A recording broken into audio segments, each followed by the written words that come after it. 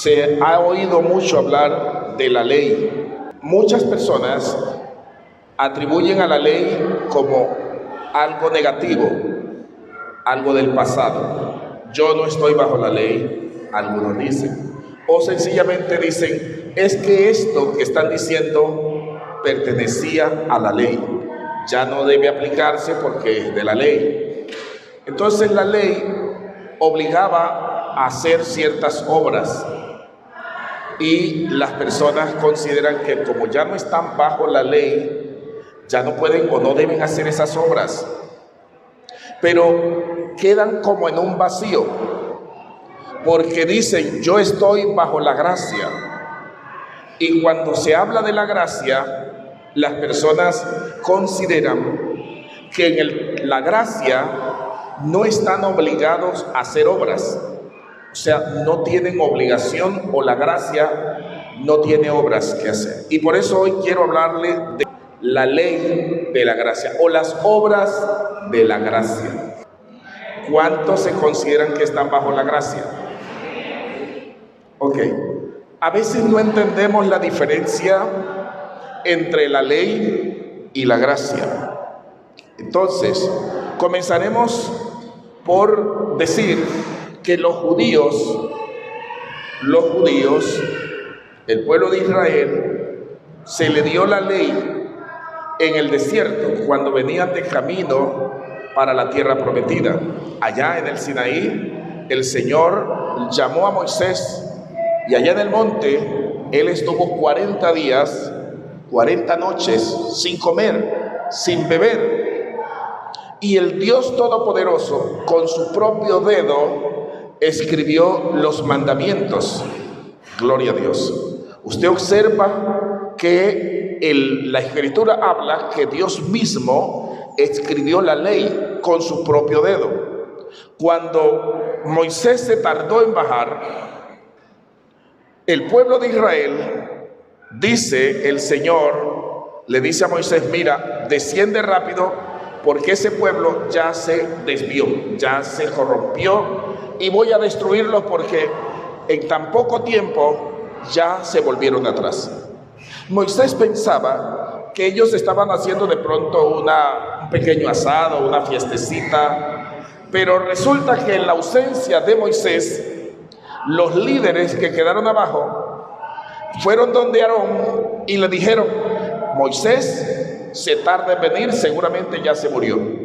Así que haznos tú, le dijeron a Aarón, un Dios con el que podamos volver a Egipto.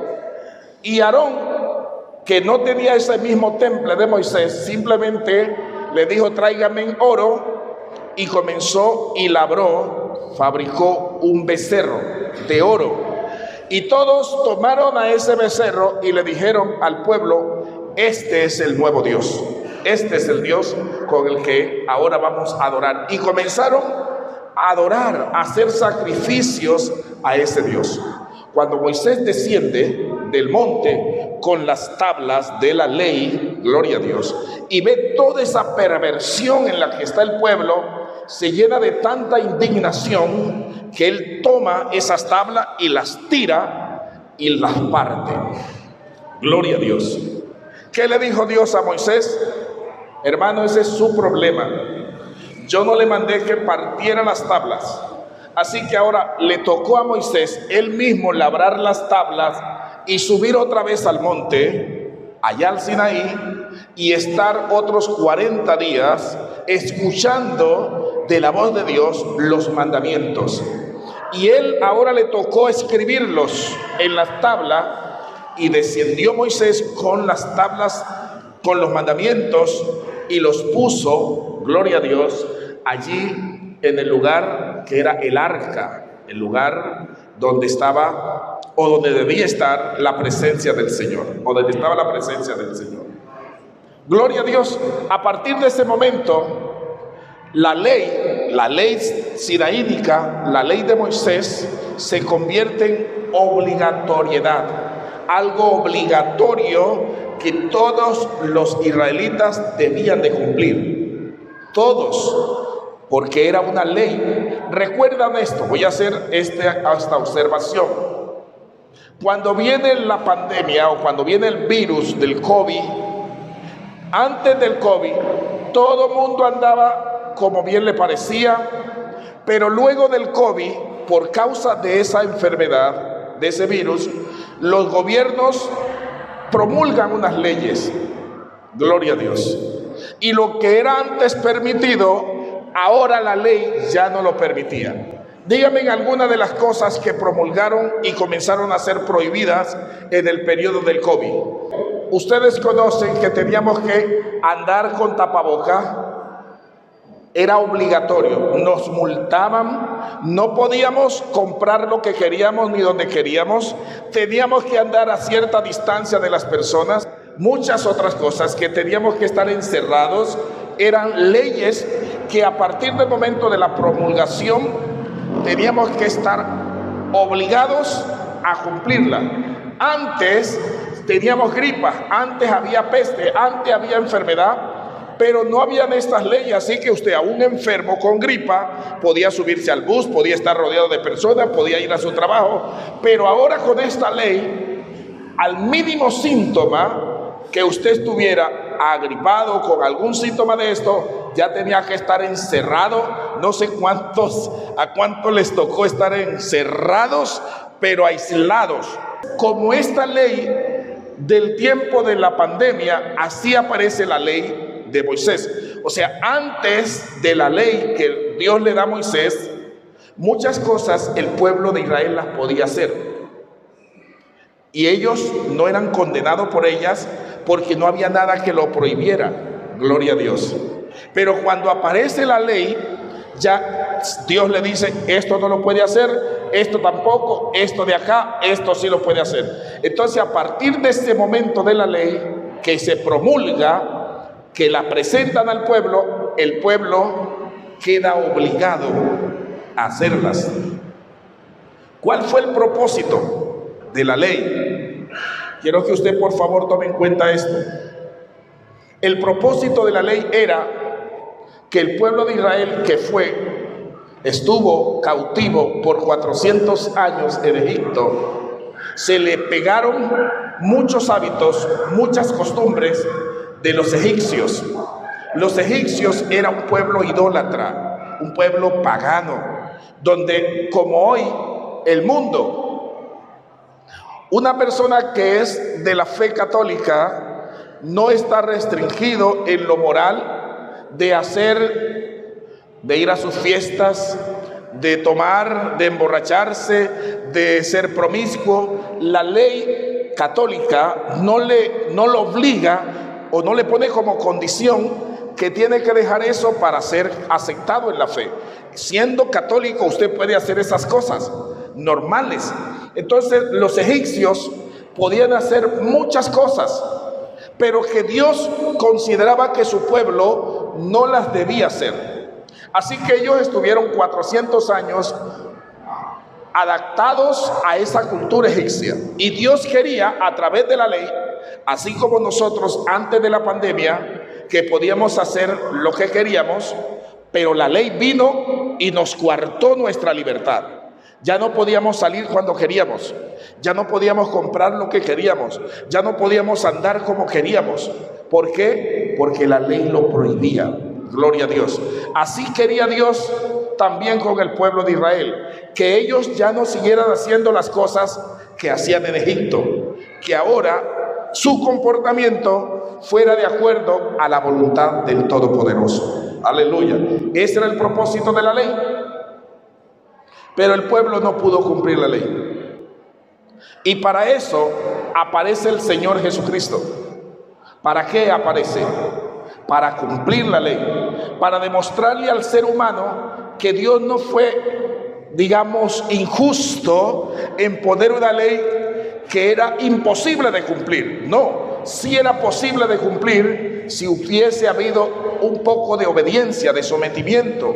Entonces Cristo aparece para establecer, para demostrar que la ley sí se podía cumplir. Él lo dijo: yo no he venido a abolir la ley, he venido ¿a qué? ¿A qué vino el Señor? A cumplirla. Pero Él cumple la ley y establece una nueva ley. Gloria a Dios. ¿Cuál es la nueva ley que le establece? La ley de la gracia. Aleluya. Así que a partir de Cristo ya no estamos bajo la ley de Moisés, sino que estamos en la nueva ley. ¿La ley de quién? La ley de Cristo. Gálatas capítulo 6, verso 2 otra vez. Dice: sobrellevad los unos las cargas de los otros y cumplí así la ley de quién. Sobrellevad los unos las cargas de los otros y cumplir la ley de Cristo.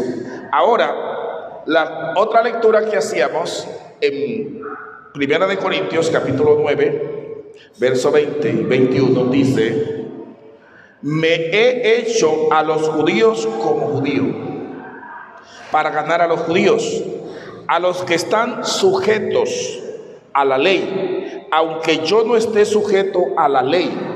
¿A cuál ley? A la ley de Moisés, a la ley mosaica, como sujeto a la ley, para ganar a los que están sujetos aún a la ley de Cristo, a la ley de Moisés.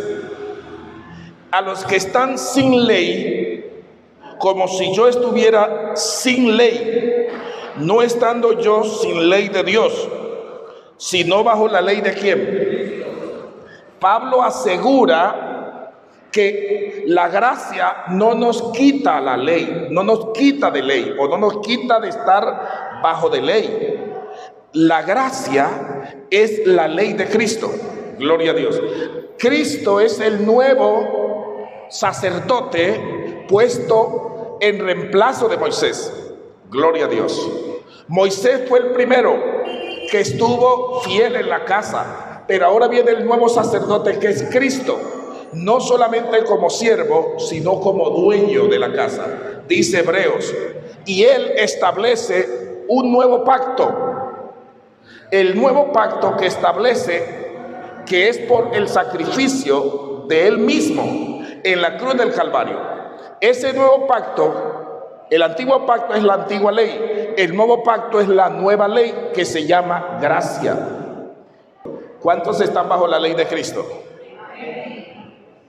¿Por qué le tememos más a la ley de los hombres que a la ley de Dios? O sea, cuando se promulga la ley en el periodo de la pandemia, ¿cuántas personas se cohibieron de abrir, de ir a sus negocios, de ir a sus trabajos, de salir de sus casas, solo porque la ley lo prohibía? Pero aquí habla Pablo, dice, yo no estoy sin ley, yo estoy bajo la ley de Dios, la ley de Cristo. Y estas personas, gloria a Dios, por tiempo el evangelio ha vivido sin ley. Gloria a Dios. O sea, nos han transmitido un mensaje que la gracia no tiene mandamientos, que la gracia no tiene ordenanzas, que la gracia no tiene obras que cumplir, que la gracia es sin ley. Gloria a Dios. Y no, la gracia tiene obras, la gracia tiene mandamientos, la gracia también es una ley. ¿Cuáles eran las obras de la ley? Gloria a Dios. Colosenses capítulo 2, verso 16 y 17 dice: por tanto, nadie os juzgue en comida o en bebida, o en cuanto a días de fiesta, luna nueva o día de reposo, todo lo cual es sombra de lo que ha de venir, pero el cuerpo es de Cristo. La ley prohibía comer ciertos alimentos. En la ley, todo lo que la ley decía, este animal es inmundo, los que estaban bajo la ley no podían comer ese tipo de animales o ese tipo de comidas. ¿Alguien me puede decir algún animal o comida que prohibía la ley de Moisés? El cerdo. Estaba y está aún por esta ley prohibido comerlo. Gloria a Dios. El que comía un animal se hacía merecedor de un juicio porque estaba violando la ley. Gloria a Dios. Ahora dice que nadie debe juzgarnos ahora por comida o por bebida, ni tampoco por luna nueva, por fiestas o día de reposo, porque todo eso era sombra de lo que había de venir. Entonces, la ley prohibía que se comieran ciertos alimentos y era obligatorio celebrar las fiestas que establecía la ley. Era obligatorio guardar el día sábado. Nadie podía trabajar un sábado. Aún en este tiempo, los que están bajo la ley no trabajan un día sábado, porque la ley lo prohíbe. Gloria a Dios. Ahora, en el libro de ese mismo texto de Colosenses, capítulo 2, al 16 al 18, en la versión Dios habla hoy, dice: por tanto, que nadie los critique. Quiero que le preste atención a esto. Que nadie los critique a ustedes por lo que comen o beben, o por cuestiones tales como días de fiesta, lunas nuevas o sábados. Todo esto no es más que la sombra de lo que ha de venir, pero la verdadera realidad es Cristo. No dejen que los condenen esos que se hacen pasar por muy humildes y que dan culto a los ángeles, que pretenden tener visiones y que se hinchan de orgullo a causa de sus pensamientos humanos. Dice aquí que las comidas, las bebidas que estaban prohibidas, las fiestas que eran de carácter obligatorio, los días sábado, todo eso era sombra de lo que había de venir. Lo que dice este texto es: la realidad es Cristo. Cristo es ahora la ley que debemos seguir, no la ley de Moisés. Tenemos que seguir la ley de Cristo. El Señor le dio al pueblo de Israel a través de Moisés una ley. El Todopoderoso le dio al mundo a través de Cristo una nueva ley. Cristo hizo un sacrificio único para que el hombre pudiera ser limpio de todos sus pecados.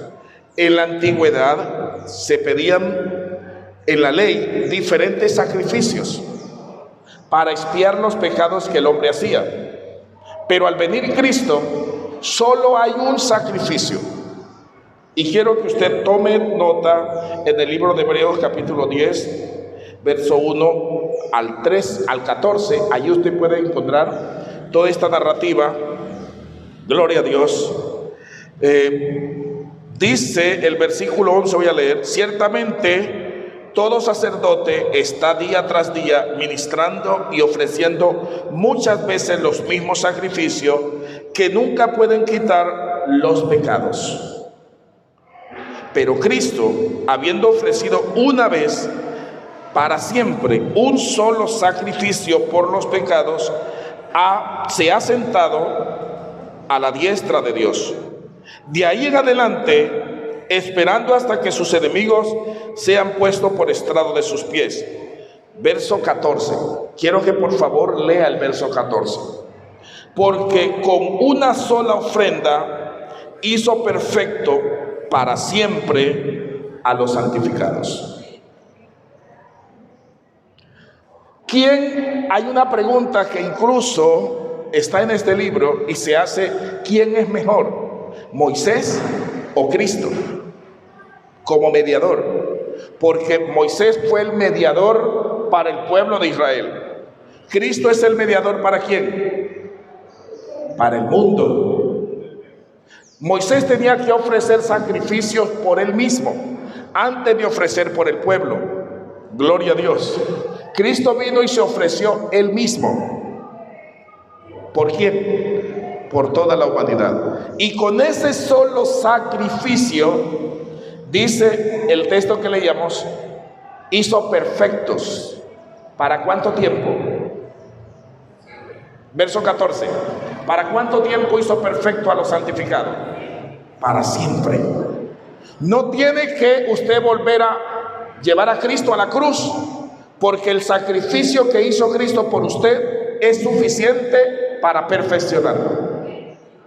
Pero resulta que los judíos consideran que es mejor la ley que ellos tienen, y los cristianos, teniendo un mejor mediador, se consideran menos, a tal punto que muchos cristianos hoy se quieren judaizar y se sienten más santos porque ahora hablan en hebreo, porque ahora guardan el sábado, porque ahora hablan todo lo que es la Torá. Entonces ellos creen que irse hacia el judaísmo los hace más santos, cuando resulta que la Escritura dice que el mejor mediador entre Moisés y Cristo es Cristo Jesús.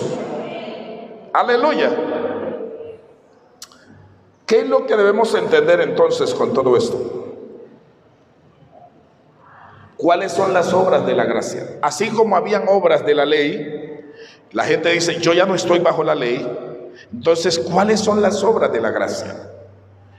En 1 Corintios, ya lo habíamos leído, 9:21 y Gálatas 6:2, están especificando de que hay una ley, la ley de Cristo. Hebreos capítulo 10, verso 12 al 14 nos habla que Cristo hizo con un solo sacrificio perfectos a los santificados. Entonces, lo primero que el Señor espera de los que han sido santificados y aquellos por los cuales Él murió es que den buen testimonio. Dígame aunque le duela. Dice 1 Timoteo capítulo 3 verso 7, también es necesario que tenga buen testimonio de los de afuera, para que no caiga en descrédito y el lazo del diablo. Esto allí lo está usted leyendo, el buen testimonio. He dicho yo en algunas ocasiones, cuando no éramos evangélicos, la teníamos clara. Hasta hoy usted vaya y pregúntele a un evangélico, a uno que no es evangélico, ¿qué no debe hacer un evangélico?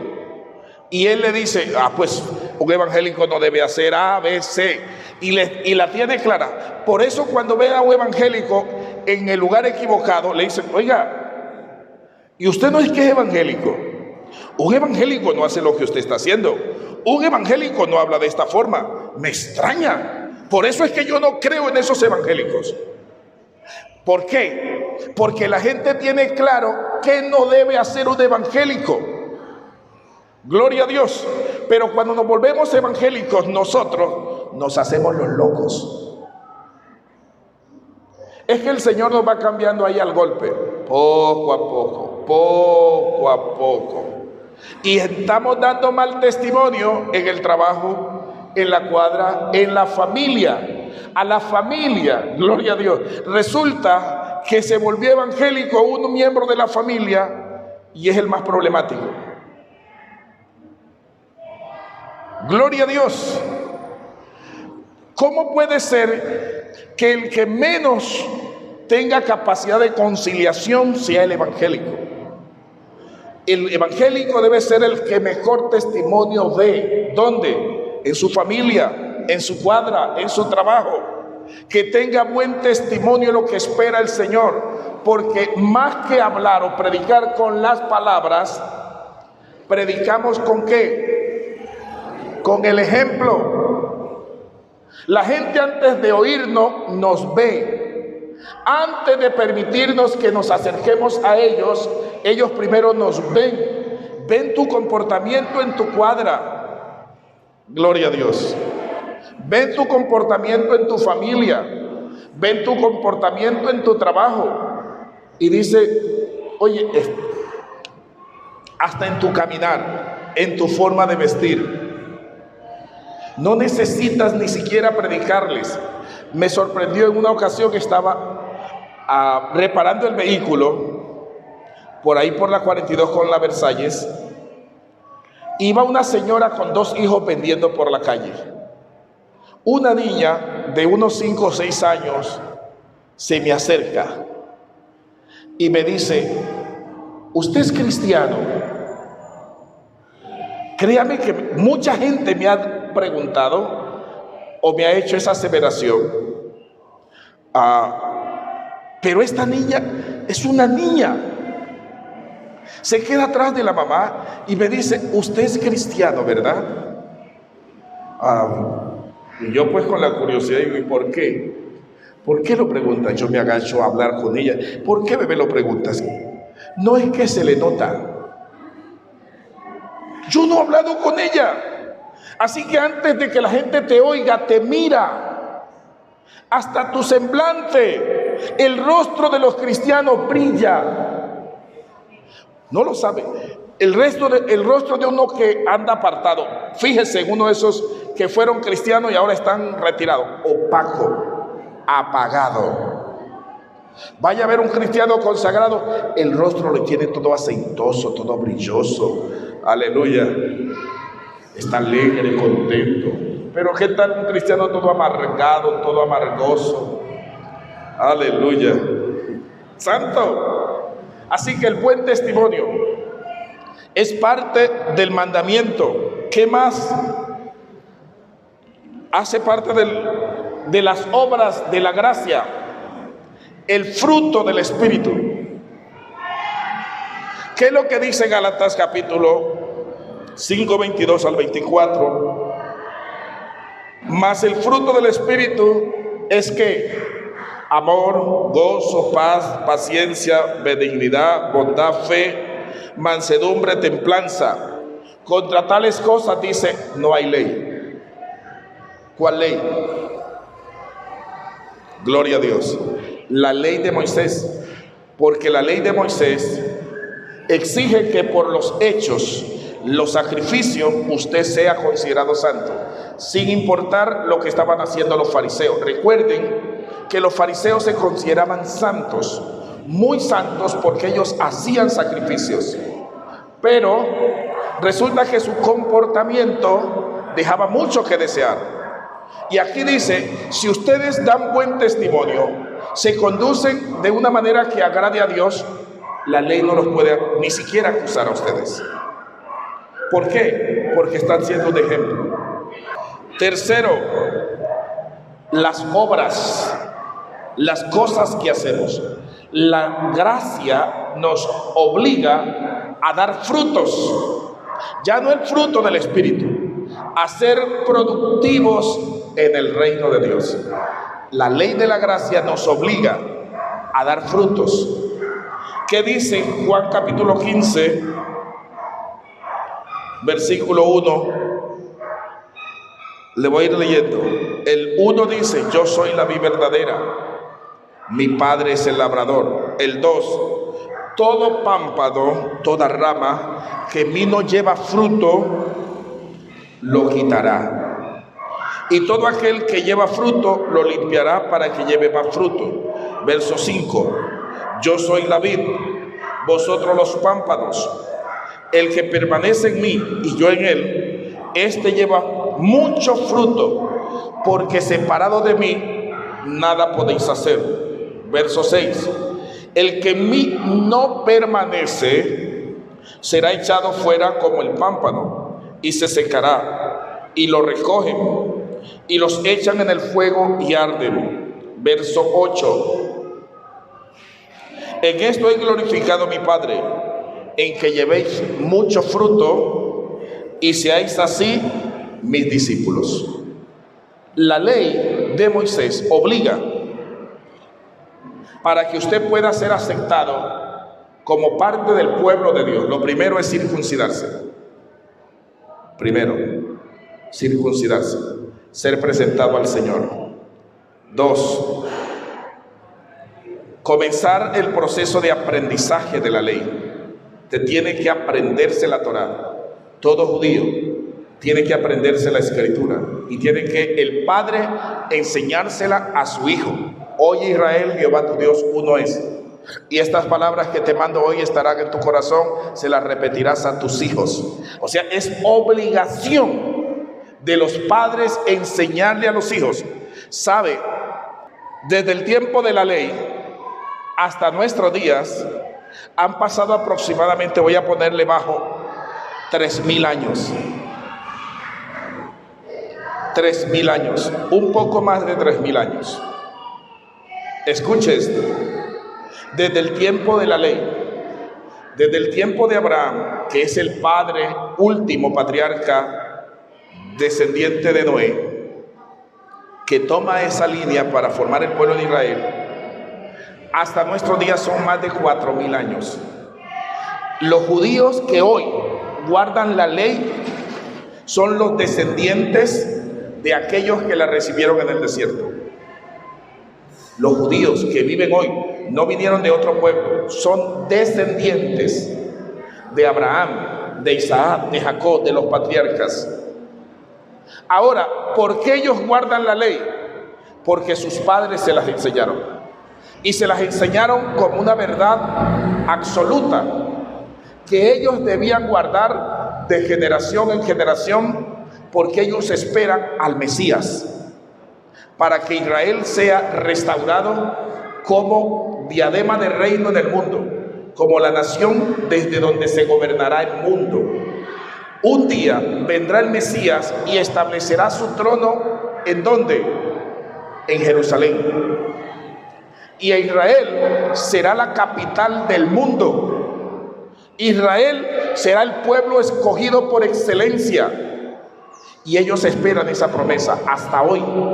Por lo tanto, deben enseñarle a sus hijos de generación en generación estos mandamientos. Ahora bien, ¿por qué no ha cambiado esa ley? Porque ellos consideran que esa ley es la verdad. Aleluya. Y aquí estamos mirando, gloria al Señor, que en la nueva ley, que es la gracia, el Señor nos manda a dar frutos. ¿Cuál fruto? Ya vimos que no es el fruto del Espíritu. Ya vimos que no es el testimonio. ¿Cuál fruto? El trabajo que Él nos asigna dentro de su iglesia. Que produzcamos, que hagamos el trabajo que Él nos manda hacer. Pero la mayoría de los cristianos considera que en la gracia no está obligado a hacer nada. Basta con venir a la iglesia, que venir a la iglesia ya es un gran sacrificio, gloria a Dios, pero no está haciendo nada para Dios, nada, gloria a Dios. Así que yo le reitero la importancia de conocer las obras de la gracia. ¿Cuál fue la gran comisión? Mateo capítulo 28, versículo 19. ¿Qué le dijo el Señor al pueblo?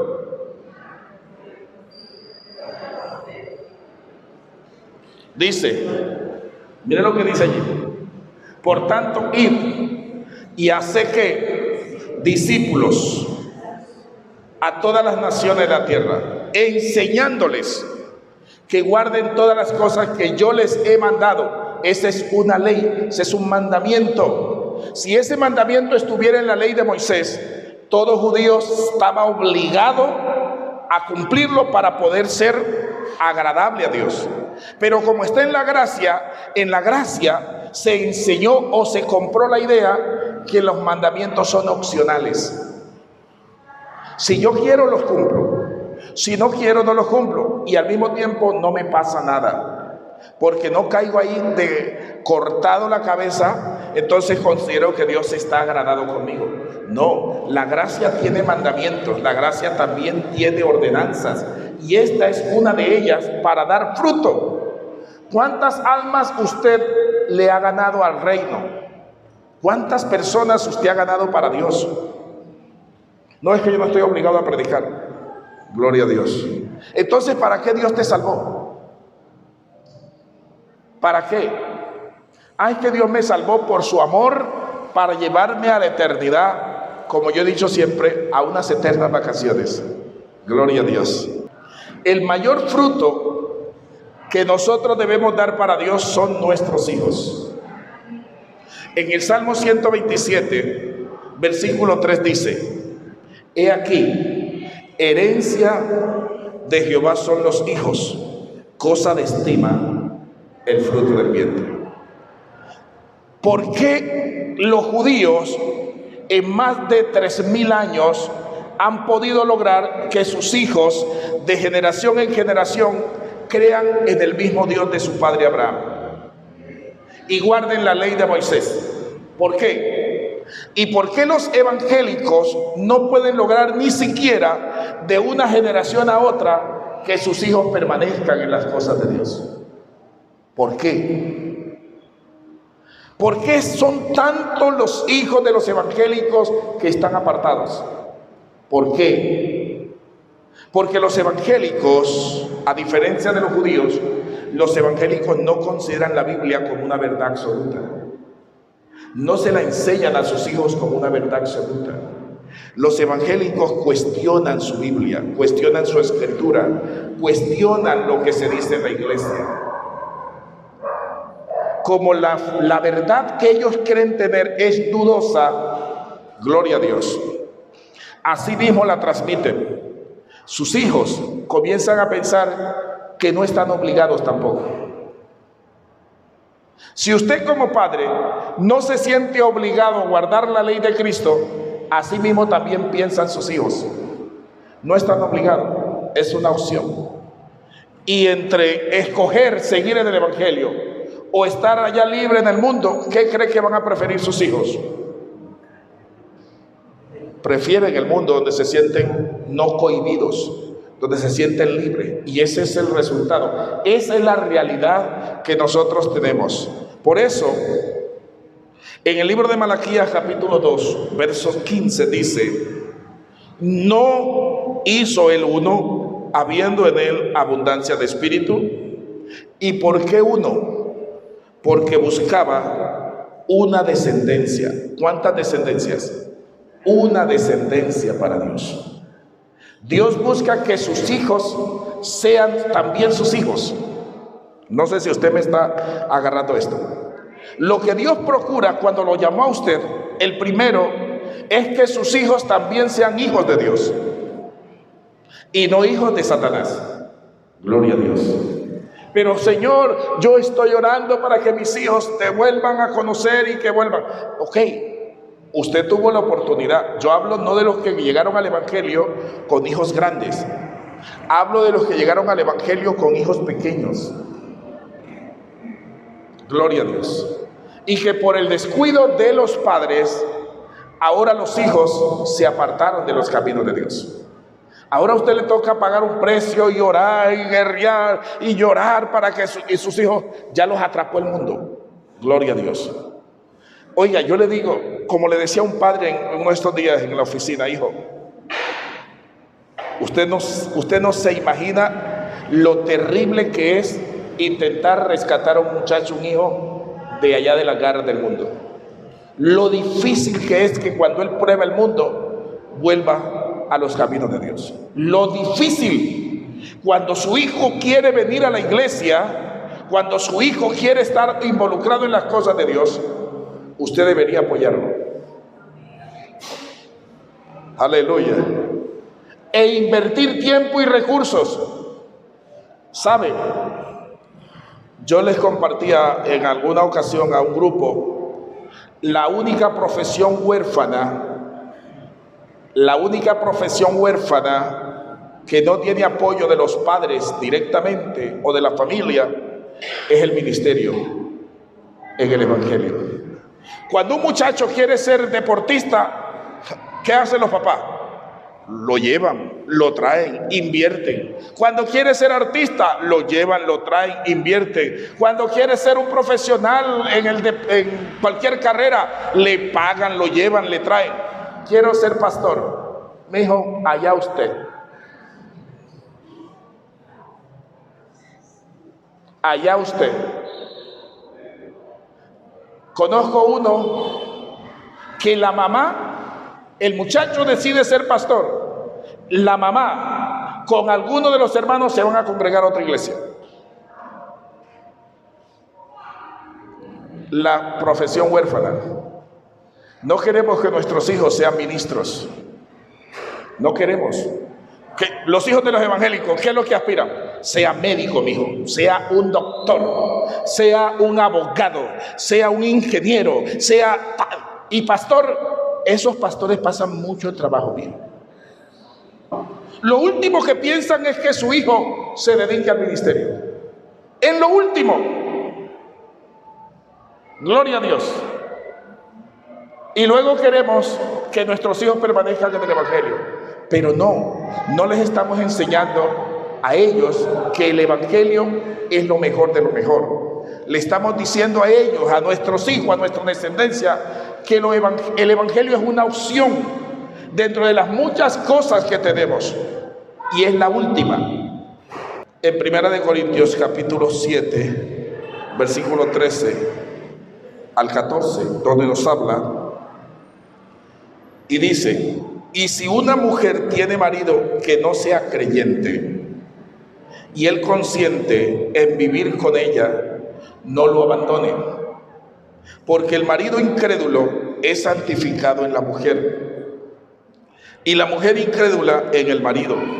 Pues de otra manera, mire lo que dice: vuestros hijos serían inmundos, mientras que ahora son como tus hijos.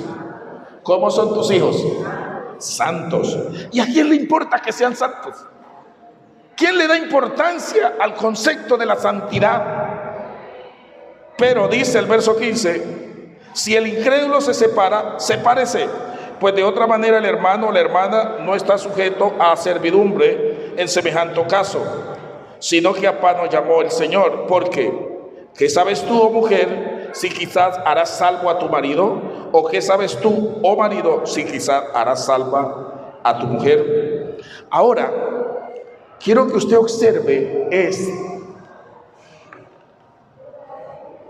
este concepto de quién es más importante que quién, el que no es cristiano o el que sí es cristiano. Gloria a Dios. Si tienes un marido que no sea cristiano, dice, no lo abandones si él consiente en vivir contigo. O sea, si acepta que tú sigas tu vida cristiana. Eso es para los que vinieron al Evangelio con marido o con mujer no cristiana o no cristiana. Porque cuando tú te unes a tu pareja, por la acción tuya, santificas a ese hombre, santificas a esa mujer. ¿Quién gana? ¿Quién gana? ¿El cristiano o el que no es cristiano? El que bendice al que no es cristiano es el cristiano. Y resulta que el que no es cristiano se siente más importante y es el que toma el control y es el que manda, cuando el que debería tener la autoridad es el cristiano. Mija, mijo, yo soy el que lo pongo a cuentas con Dios. Si no fuera por mí, vea, tuki tuki. Si no fuera por mí, tuki tuki. Y los hijos, gloria a Dios, y los hijos vienen a ser santos. ¿Por qué? ¿Por causa de quién? Del cristiano. Aleluya. Dios está buscando que después de usted, sus hijos también sean los hijos de Dios. Que no queden allá afuera en la droga, en el alcohol, en la promiscuidad. No, que le adoren a Él, que le conozcan a Él. Y es un trabajo nuestro.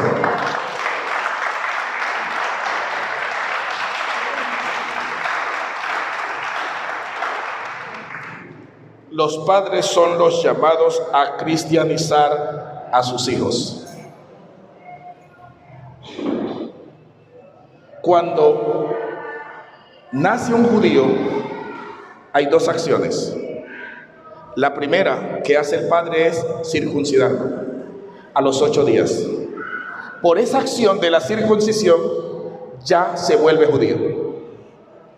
No necesita llegar a ser adulto para ser considerado parte del pueblo de Dios.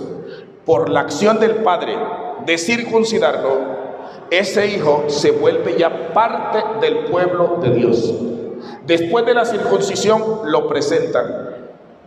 Cuando le pasa el tiempo de la purificación a la mujer, va y lo presenta al Señor. Son dos acciones. Los católicos, naces, ¿cómo catolizan a su hijo? ¿Cuándo? Cuando lo bautizan. Cuando ese niño es un bebé, el padre decide llevarlo al sacerdote y bautizarlo.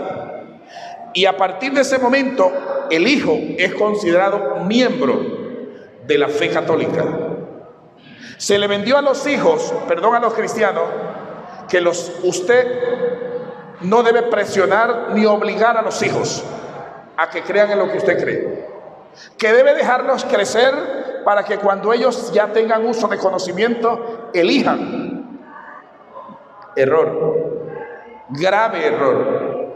Los hijos menores de edad, tanto en la ley natural, la ley de esta tierra, como en la ley del reino, están obligados por la ley a hacer lo que los padres le dicen. Un hijo menor de edad no tiene autonomía, no tiene libre albedrío. Está obligado a obedecer a su padre. Alguien que diga amén. ¿Y eso dónde lo vemos? Cuando usted lo mete al colegio, no quiere estudiar, pues tiene que estudiar. Cuando usted lo lleva a la medicina, que no tiene que tomársela. O sea, que quiere salir a la calle, no va a salir, se me queda. ¿Quién manda? ¿Quién manda sobre los hijos? ¿El hijo puede hacer lo que quiera? ¿Y por qué en la fe lo dejamos hacer lo que ellos quieran? Es la ley, es el derecho que le hemos otorgado a los padres. Pero ¿qué es lo que buscó el diablo? Esa es una desinformación del diablo. Quitarle la autoridad al padre, restarle la autonomía al padre, para dejar a los hijos que incluso llegan a la adolescencia y el niño se va a bautizar. Pues no, él todavía no ha decidido. No, es que él todavía no quiere. Es que pues yo como que todavía no lo voy a dejar bautizar porque es que como que él no está tan convencido del evangelio. Los padres evangélicos son flojos. Gloria a Dios. La edad correcta para bautizar a un niño en esta nueva dispensación, cuando un niño llega a la infancia, ya puede el padre bautizarlo. 9, 10 años en adelante ya puede bautizar a su hijo. Porque ¿cuál era el problema que teníamos? Que como los padres no le enseñaban a sus hijos la doctrina de la fe cristiana, el niño llegaba a los 10, 12, 14 años y no sabe nada del evangelio. Entonces, como ese niño no sabe nada del evangelio, el padre dice, es que él no ha decidido todavía. ¿Por qué? Porque usted no le ha inculcado los valores y principios cristianos. Es un problema. Su hijo se va a perder no por culpa de Dios ni de la iglesia, por culpa suya. Porque usted no fue rígido, usted no fue estricto, usted no fue radical, usted le dejó libertad. Y cuando un hijo crece, ¿quién lo obliga? Por eso dice, instruye al niño en el camino correcto, y cuando fuere viejo, no se apartará de él. El ser cristiano no es por decisión del hijo, es por decisión del padre. Diga amén. El ser cristiano, así como el ser católico, el ser judío, el ser musulmán, no es por decisión del hijo. El hijo no es que, no me quiero bautizar, le dice al papá católico. No, mi hijo, usted no tiene, ¿cómo dice? Usted no tiene derecho a elegir. Yo decido por usted. Gloria a Dios. Que cuando crezca se aparta, problema suyo del hijo. Yo le enseñé el camino correcto. Si usted se apartó, es por decisión suya.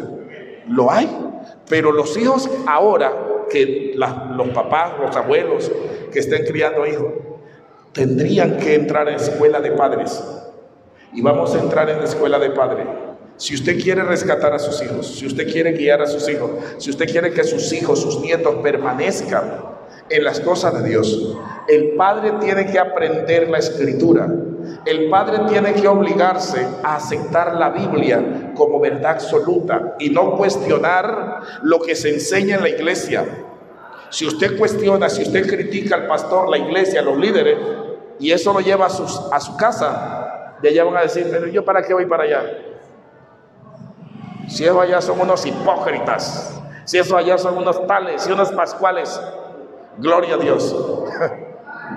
Los católicos no critican a su sacerdote ni a la Santa Madre Iglesia. Un judío no critica a su rabino, ni a la Torá, ni a Moisés. Oye, menos un musulmán. Los que critican todos son los evangélicos. Gloria a Dios. Los evangélicos lo critican todo. Por eso yo le invito a usted para que en este año nos hagamos el propósito de recuperar nuestra familia. Es el mejor y mayor de todos los frutos que le podemos dar a Dios. Ganarnos a nuestra familia. Ganarse a ese esposo, ganarse a esa esposa, ganarse a esos hijos, ganarse a esos nietos. Si no están y si ya están asistiendo, hacer que sean ministros de altar. No se conforme con que solamente vengan a la iglesia. No, mijo, tenemos que servirle al Señor. Porque tenemos que dar fruto en la iglesia. Para eso Dios nos salvó. Y no es una opción, estamos obligados. Que allá en la iglesia nos obligan. No, no es la iglesia, no es el pastor, es la Biblia, es la Escritura. Gloria a Dios. Y todos debemos dar fruto para Dios. Alguien que le dé la gloria. Aleluya. Dígale que está a su lado: Dios es bueno y para siempre su misericordia. ¿Cuántos aprendieron? ¿Cuántos lo van a hacer? Ok, gloria a Dios. Ahora es nuestro gran desafío. Vamos a ser mejores cristianos.